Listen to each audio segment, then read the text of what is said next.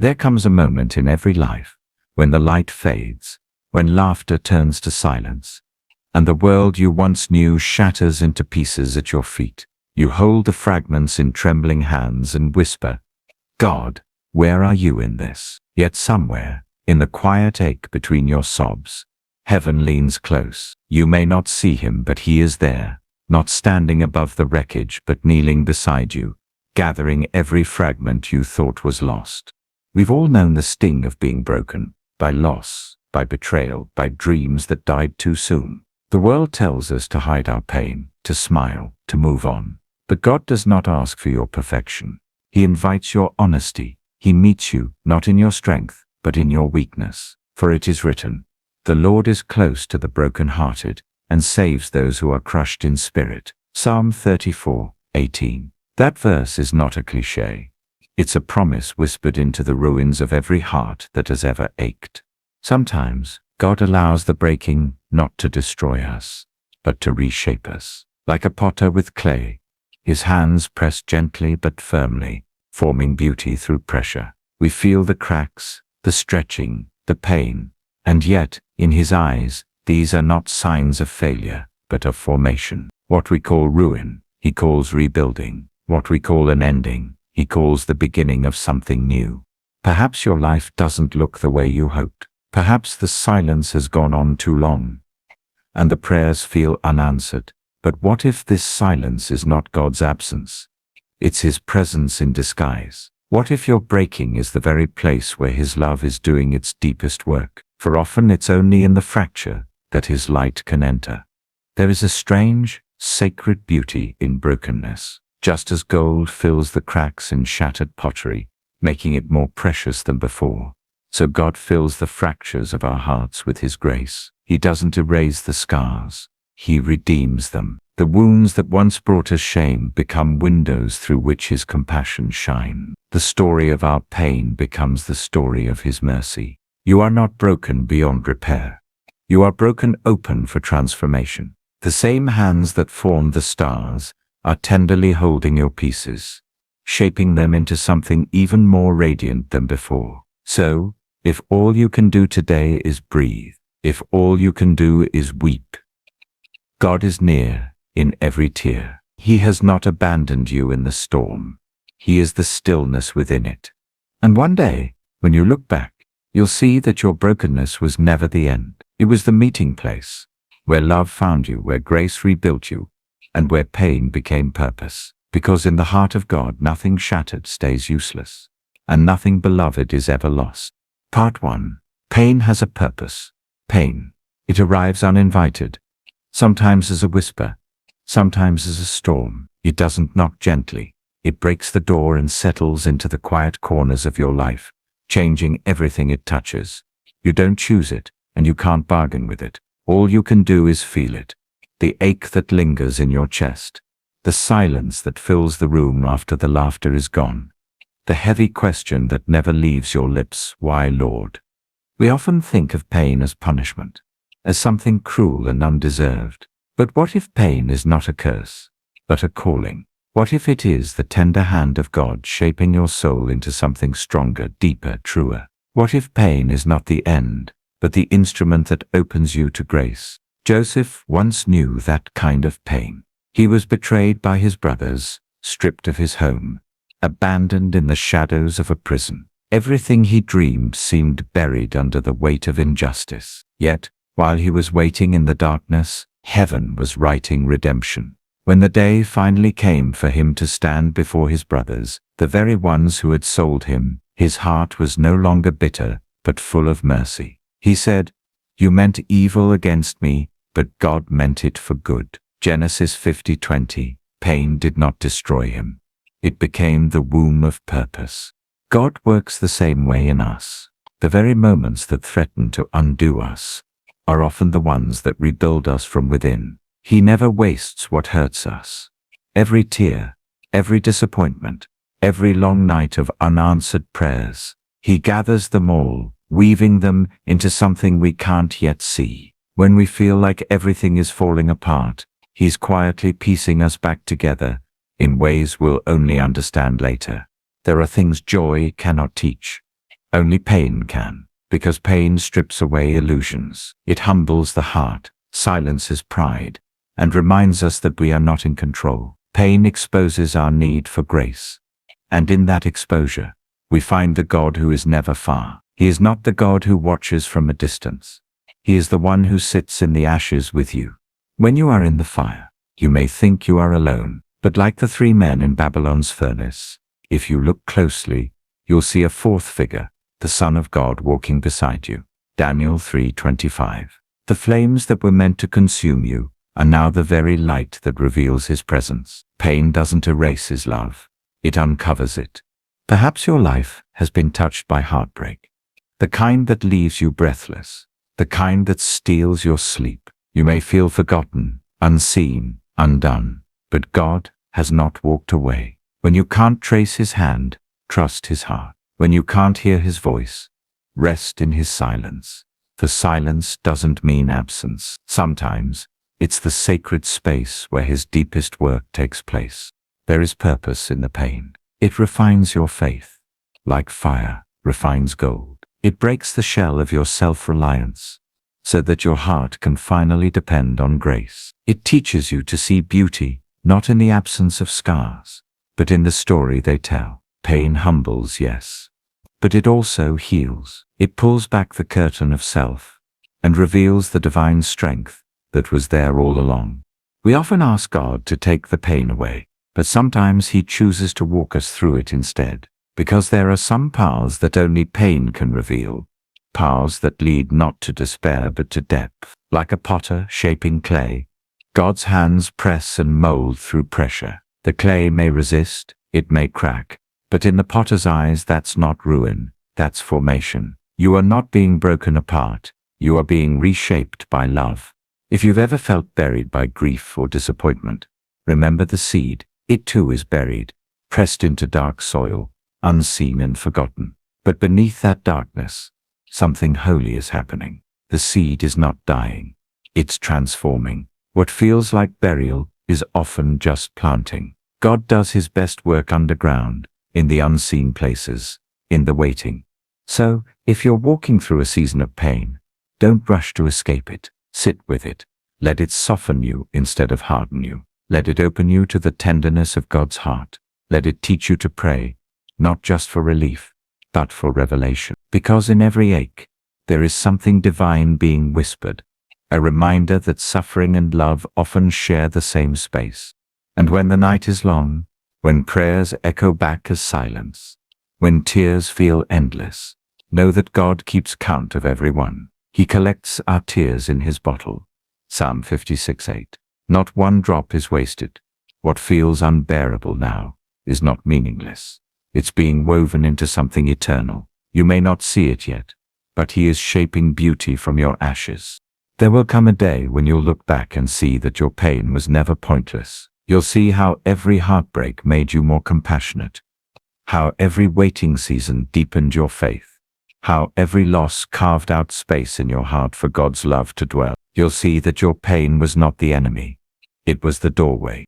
Because pain, when surrendered, becomes sacred. It becomes the language of the soul, a song too deep for words. It takes you where comfort never could. It breaks you open so you can hold more light. It draws you into communion with the one who was himself broken, pierced, and poured out for love. No, pain is not easy. It never will be. But in the mystery of God's grace, it is never wasted. Every time you've fallen to your knees and whispered, "Lord, I can't do this anymore," he has been right there, whispering back, "I know, but I'm still here." And maybe, just maybe, that's the purpose of pain. Not to make us question God's goodness, but to show us that his goodness was never conditional on our comfort. It is steady, it is fierce, it is present, even in the breaking. So if your heart is aching, if your world feels heavy, if you're tired of waiting for answers, remember this: the God who allowed your pain is the same God who will redeem it. He is not finished. You are not forgotten. And one day, when you rise from this valley, you'll see that what once broke you has become the very thing that built you. Pain is not the end of your story. It's the chapter where faith is written in tears, where love becomes real, where heaven comes close. You may not understand it now, but one day you'll look back and whisper with trembling gratitude, "It was worth it."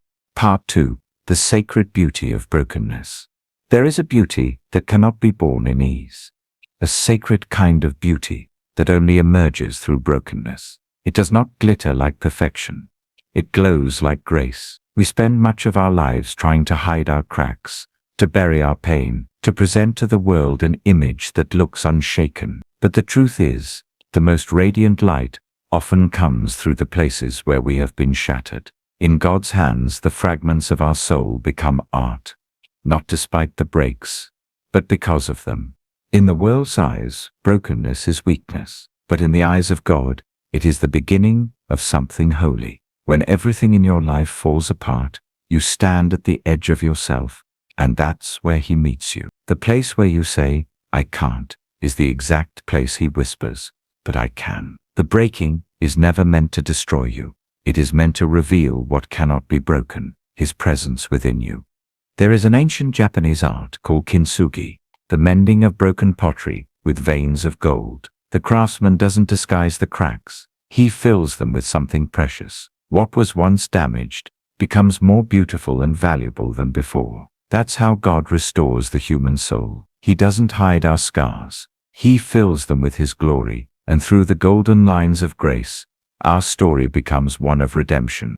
God never wastes a wound. Every pain that touches you is known by Him, and every scar can become a story that brings light to someone else. The world tells you to move on, to forget, to rebuild as if nothing happened. But God says, "Bring me your broken pieces." He doesn't flinch when you fall apart. He gathers every fragment with tenderness. In His hands, your ruins become the foundation for something eternal. When Christ hung upon the cross, the world saw defeat, but heaven saw deliverance. The Son of God, bruised and bleeding, was not powerless. He was redeeming everything broken. His scars became the proof of love stronger than death. That's why, even in resurrection, He kept them. They are the eternal declaration that glory does not erase pain. It transforms it. And when we allow Him to touch our wounds, the same miracle unfolds within us. Pain becomes praise, weakness becomes strength, and brokenness becomes beauty. You may have spent years trying to hide what hurts, afraid that your pain makes you less worthy, less faithful, less whole. But God's love does not shrink back from your pain. It moves toward it. He is not disappointed by your tears. He treasures them. He is not repelled by your scars. He calls them beautiful. For every place you've been broken is now a place He can fill. Every crack becomes a channel for His light. Every wound becomes a doorway where grace enters in. It's easy to think God only works through strength, through miracles, victories, and joy. But the truth is, some of His most sacred work happens in the silence of surrender. When your strength runs out, His begins. When your heart cracks open, His love seeps in. The moments you feel most unworthy are often the moments you are closest to His heart. Because brokenness, when surrendered, becomes the language of intimacy. There is a tenderness in those who have been broken and healed by grace. Their eyes carry depth. Their words carry weight. They don't preach from pride, but from pain that has been transformed into compassion. You can sense it, a quiet strength that doesn't need to boast, a gentle love that doesn't need to prove itself. These are the people who have met God in the dark and now walk as living reflections of His light. Maybe your heart still aches. Maybe your wounds still sting. That's okay. Healing is not the absence of pain, but the presence of purpose. You are not unfinished because you still feel. You are alive because you still feel. The ache in your soul is not a flaw. It's the echo of the place where God is still working. Sometimes He leaves the cracks on purpose, not because He's cruel, but because that's where His light shines through.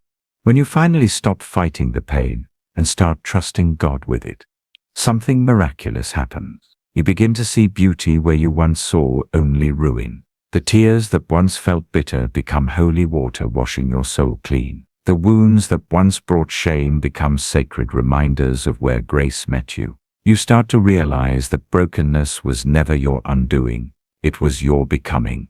Perhaps this is what it means to be made new. Not that everything is fixed, but that everything is redeemed. The scars remain, but they tell a different story now.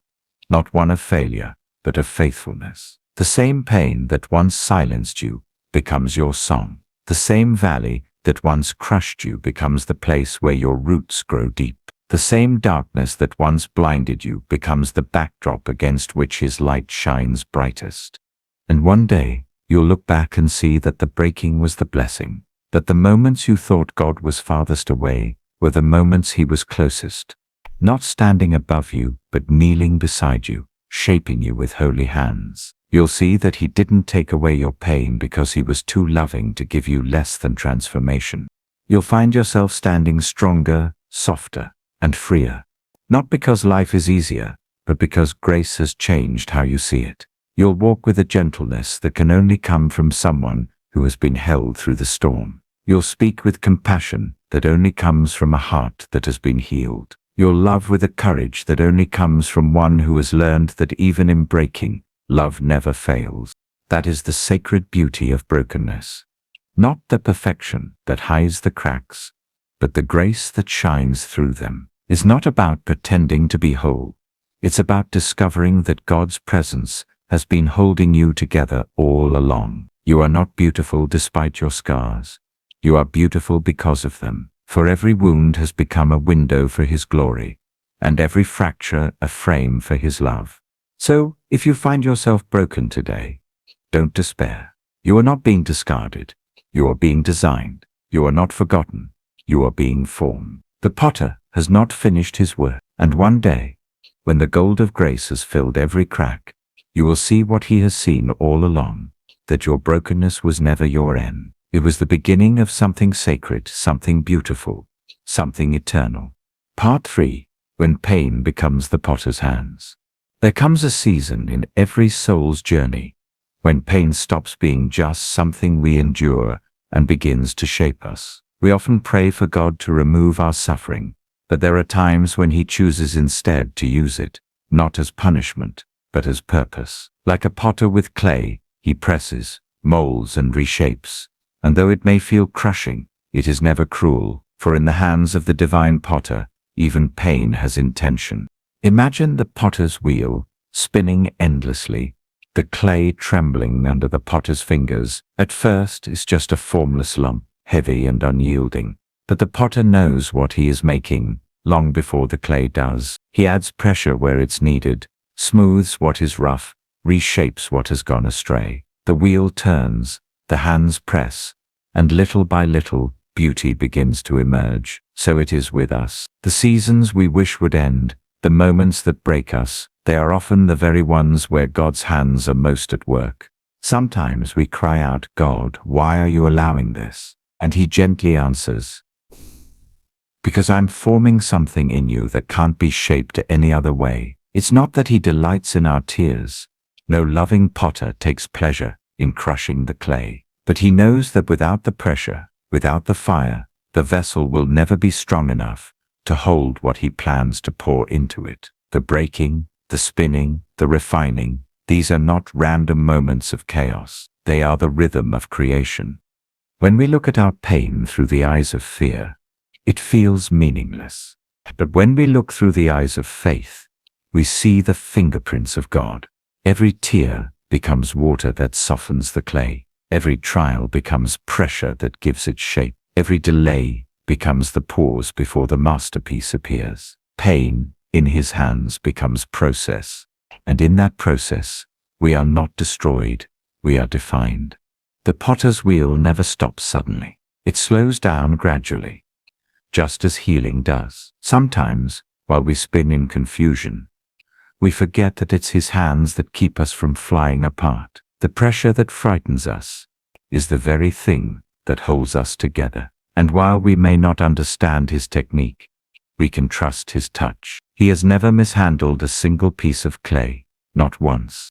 Perhaps you feel like your life has been stretched too far, pressed too hard, turned too quickly. But even in that spinning, there is sacred motion. The potter's wheel is not punishment. It is purpose. He is not trying to make you dizzy. He is centering you. He is pressing out what does not belong until your heart takes the shape of his. And though his fingers may feel firm, they are always gentle. Though the shaping may hurt, his love is constant, steady, sure, unchanging.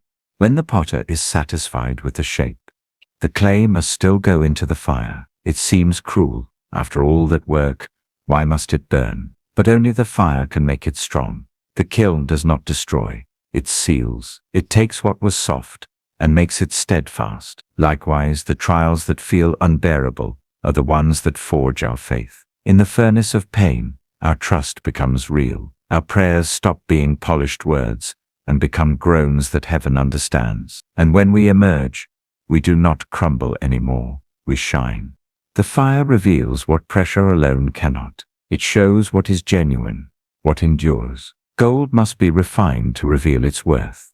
Clay must be heated to reveal its purpose. And when God allows us to walk through the fire, it is not because he's forgotten us. It's because he's preparing to display his glory through us. The fire is not the end, it's the unveiling. Sometimes, as we watch others' lives seem whole and ours fall apart, we forget that every masterpiece spends time unseen, on the wheel, in the fire, cooling in the silence. God does not rush his art, and you, dear soul, are his art. He knows the exact amount of heat you can bear, the precise moment when you are ready to be lifted from the kiln. He is not careless with your story. He is patient, deliberate, loving. When the vessel finally cools, the potter does something astonishing. He fills it. The same clay that once trembled and cracked now becomes a vessel for living water. What once felt empty now overflows. And we realize the whole time we thought he was breaking us, he was actually preparing us to hold something sacred. That is the paradox of grace. God allows the pain that empties us only to fill us with himself. Think about this. Even Jesus was shaped through suffering. Scripture tells us that he learned obedience through what he suffered. Hebrews 5:8. If the Son of God was refined through pain, how much more might our own pain be used for divine purpose? The cross was not the end of Christ's story. It was the wheel, the fire, the shaping that revealed resurrection. And so it is with us. Our crosses do not crush us, they crown us. There's a quiet transformation that happens when we stop asking God to take away the pain and start asking him to teach us through it. We begin to see our trials differently, not as enemies but as instruments, not as the end of hope, but as the hands of the potter working unseen. Our prayers change from Lord, make it stop, to Lord, make me more like you. And in that surrender, something inside us shifts. We stop resisting, and we start becoming. The truth is, pain will either harden your heart or shape it. It will either make you bitter or beautiful. The difference lies in whose hands you place it. When you hold on to it yourself, it crushes you. When you place it in God's hands, it forms you. Because in his hands pain loses its power to destroy, it becomes the potter's tool for creation. So if you find yourself spinning, pressed, or walking through fire, don't lose heart. The hands that shape the stars are shaping you. The same God who molded galaxies is molding your heart. And one day, when he sets you on the shelf of his glory, you will see what he has seen all along, a vessel, imperfect, yet radiant, humble, yet holy, ordinary, yet extraordinary, because it carries his light. You will understand then that pain was never your enemy. It was the potter's hands, steady, skillful, full of love, forming you into something eternal. And when you finally see what he's made of you, you will whisper through grateful tears, it was worth it. Every turn, every fire, every break, it was all worth it. Because in the end, pain didn't define you. It refined you. It didn't ruin you. It revealed you. It didn't break you. It became the potter's hands that shaped your soul into a masterpiece of grace. Part 4. The healing hidden in the hurt. Healing rarely begins with joy. It begins with trembling hands. Heal with quiet tears that fall when no one is watching, with a heart too tired to hope, but still beating, faintly, stubbornly. We often think of healing as a sudden miracle, a moment when pain simply disappears. But true healing doesn't erase what happened. It transforms what remains. It is not a flash of light that blinds the darkness. It is the slow dawn that rises through it. And sometimes we don't even realize it has begun until one morning we wake and the ache has softened into peace.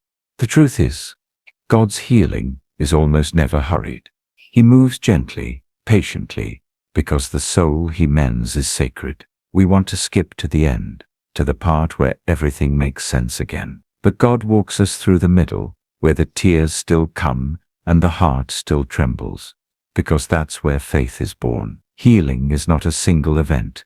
It's a holy process, the slow work of grace that teaches us to breathe again. We often ask, why doesn't God just take away my pain? But sometimes he doesn't take it away because he's using it to bring us closer to him. It's not that he delights in our suffering. It's that he knows some things can only be learned in the shadows, like how to depend on his strength when ours has failed, like how to recognize his voice in the silence, like how to love him not for what he gives, but for who he is. Pain, in his hands, becomes the doorway through which we discover his heart. There are wounds that don't disappear easily. They linger, like echoes of something that once cut deep. You may think they mean you haven't healed, but perhaps they are simply reminders of where love has done its work. Healing isn't about forgetting the wound. It's about remembering it differently. It's when the memory no longer bleeds but beats with gratitude. It's when you can look back on what once shattered you and see not loss but redemption. Maybe you've carried your hurt for years. That broken relationship, that betrayal, that unanswered prayer. You've begged God to take it, to fix it, to make it stop hurting. But what if he's not trying to take it away? What if he's trying to meet you in it? Sometimes the very place we most want to escape is where his love is doing its deepest work. He doesn't heal us by keeping us from pain, but by walking with us through it. The Psalms say, he heals the brokenhearted and binds up their wounds. Psalm 147:3. The word bind doesn't mean to make disappear. It means to wrap, to hold together, to care for. God's healing doesn't erase your scars. It protects them, sanctifies them. He doesn't rush the process. He stays in it. He sits beside you in the ashes, not impatient for you to move on, but content to stay until you can stand again. His presence is the balm, quiet, faithful, unchanging. It's easy to believe. Healing means returning to who we were before the pain. But that's not what God intends. He's not restoring you back to something. He's transforming you into something. The wound that once defined your suffering will one day define your strength. The tears that once burned your face will become rivers of compassion for others. The hurt that once silenced you will become the song that helps someone else find their voice. That's how divine healing works. It multiplies itself. There's a moment in every journey of recovery when the pain still exists, but it no longer owns you. When you can still feel the weight of what happened, but it no longer crushes you. That moment is sacred. It's not loud or dramatic. It's quiet, like a heartbeat returning to rhythm. You may not notice it at first, but heaven does, because every time you choose faith over fear, every time you keep breathing when you want to give up, healing is happening. Healing is not forgetting. It's forgiving. It's letting go of the need for the past to change. It's learning to live again, not as if the wound never happened, but as if it no longer defines who you are. When God heals, he doesn't rewind your story, he rewrites it. He takes the pages soaked in tears and turns them into a testimony of grace. The same pain that once drove you to despair now drives you to compassion. The same heartbreak that once closed your heart now opens it wider to love. And slowly, almost imperceptibly, you realize you are no longer the same. You laugh differently, deeper, freer. You love differently, softer, braver. You pray differently, not for escape, but for endurance. You trust differently, not because life has been easy, but because God has proven faithful in the hard places. What once broke you now builds you. What once emptied you now fills you. What once felt like death now feels like resurrection. There's a sacred paradox to God's healing. It doesn't erase pain, it redeems it. The wound remains, but it's no longer a mark of defeat. It becomes a mark of grace. And when others see it, they don't see shame, they see hope. They see proof that God still restores, still rebuilds, still breathes life into what once seemed lost. You become a living reminder that healing isn't the absence of hurt, it's the presence of God within it.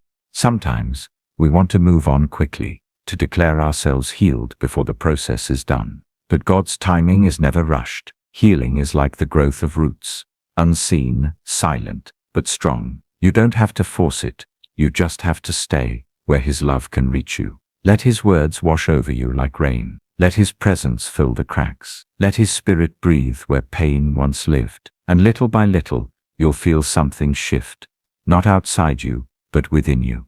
There will still be days when the ache returns, when the old fears whisper again, but even then, remember, relapse is not failure. It's part of being human. Healing is not a straight line. It's a sacred spiral, always bringing you back to the heart of God. Each return is deeper, softer, more real. Every time you find yourself back in His arms, the wound closes a little more. One day, you will look back and see what He was doing all along. You'll see how every tear watered the garden of your faith. You'll see that the wound was not your end, but your awakening. You'll see that healing was never about being untouched by pain, but about being touched by love. And in that moment, you'll understand. The hurt was never empty. Hidden within it was a miracle. Quiet but sure. The gentle, steady, sacred work of a God who heals. Not just what was broken, but what was forgotten, what was buried, what was afraid to feel again. You'll realize that every scar has become a story. Every story has become a light, and every light points back to Him, the one who heals not by removing the pain, but by transforming it into something holy. Part 5. Purpose beyond the pain. There comes a sacred moment in every journey of faith, when you finally understand the pain you once begged God to take away has become the very thing that helps you know Him more deeply. The wounds that once broke you have turned into windows through which His light now pours. And in that realization you see, God never wastes pain. Every tear, every fall, every sleepless night is a brushstroke on the masterpiece of grace. He's been painting all along. From ashes, He grows gardens. From broken pieces, He builds purpose. When the soul begins to heal, God never lets it stop there. He gently leads us forward, not to erase the past, but to redeem it, to transform what once hurt us into something that helps others. Because true grace never stops at the receiver. It always flows outward. When we are healed, we are called to become healers. When we are comforted, we are called to comfort. When we are rescued, we are called to reach back for those still drowning in despair. Perhaps that's why Joseph had to endure years of unjust suffering. Or was that one day, standing before the very brothers who betrayed him, he could say, "You meant evil against me, but God meant it for good." Genesis 50:20. Those words weren't born out of bitterness but from revelation. He saw that every injustice, every lonely night, every tear-stained prayer was leading him to his destiny, not despite the pain but through it. That is the moment pain becomes purpose. We experience the same truth. When God heals us, He doesn't just patch the wound, He places a lamp in our hands. That light isn't only for us to see by. It's meant to shine for those still lost in the dark. The very things that once broke us become the language through which we speak life to others. Those who have suffered loss know how to comfort the grieving. Those who have been betrayed know how to embrace the hurting. Those who have fallen know how to lift others and whisper, "I've walked this road too, and God was there." When you walk through pain and come out whole, the miracle is not just that you survived. It's that you're transformed. You become softer, humbler, more aware of the quiet ache in others. You begin to see the world through the eyes of compassion rather than judgment. You stop asking, "Why me?" and begin asking, "Lord, how do you want to use this?" That's the turning point, where pain gives birth to purpose. Remember, even Jesus was wounded. His hands bore the nails, His side the spear, He's had the thorns, and yet from those wounds flowed salvation for the world. He did not erase his scars after the resurrection. He kept them, because they tell the story of love. Likewise, your scars need not be erased. They are not signs of shame, but of victory, the visible evidence of invisible grace. And when the light of Christ shines through your cracks, others will see the beauty of a soul once broken, but now radiant with redemption. Maybe you're not called to preach or stand on a stage or write sacred words, but you are called to something even deeper, to live as one who has been changed. Every time you forgive, instead of retaliate, you are preaching the gospel. Every time you smile through your pain, you are declaring faith. Every time you reach out to someone in need, you are revealing the heart of the Savior. That is how God uses your pain, not to make you famous, but to make him known. The wonder of God's way is that he doesn't need perfection to display his power. In fact, he delights in using the broken. He doesn't choose flawless vessels, he chooses the cracked ones, because only through those cracks can his light shine. Every fracture is an opening for grace to pour out. And when we dare to live honestly, letting others see our scars, they find hope in them. They realize that if God can use us, he can surely use them too. There are people whose very presence brings comfort. They don't need many words. A glance, a smile, a quiet touch speaks volumes. These are the ones who have walked through fire and carry the fragrance of heaven. They don't just talk about God, they radiate him. And perhaps, without realizing it, you are becoming one of them. Believe this: no pain in your life has been wasted. No chapter has been meaningless. God not only rewrites your story, he weaves it into someone else's redemption. Your testimony of survival might be the spark that rekindles someone else's faith. Your scars might be the signpost that points another weary traveler toward hope. Every time someone looks at your life and says, "If God could do that for them, he can do it for me," your pain has fulfilled its purpose. When pain is surrendered to God, it never ends in ruin. It becomes a river flowing outward, connecting hearts that would have never met otherwise. Your tears become living water, nourishing those who are still wandering in the desert of despair. And one day when you look back, you'll see the whole journey, and it will take your breath away. You'll realize that God didn't just lead you out of pain, he led you through it, into purpose. You'll see that you weren't just healed, you were transformed into a vessel of healing. You weren't just saved, you became a living testimony of the Savior himself. And when you tell your story, your words will no longer come from wounds but from light. That is the purpose beyond pain. To know that every trial, every tear, every heartbreak was leading you closer to your divine calling. No step was wasted. No season was meaningless. Everything that once broke you became the wings that now carry you. And those wings will shelter others still learning how to fly. Because once you have been broken and touched by God, you can never live the same again. His love compels you to love deeper, serve wider, and live truer. And in that moment, you understand the true meaning of life is not to avoid pain, but to let pain lead you into the depth of God's love.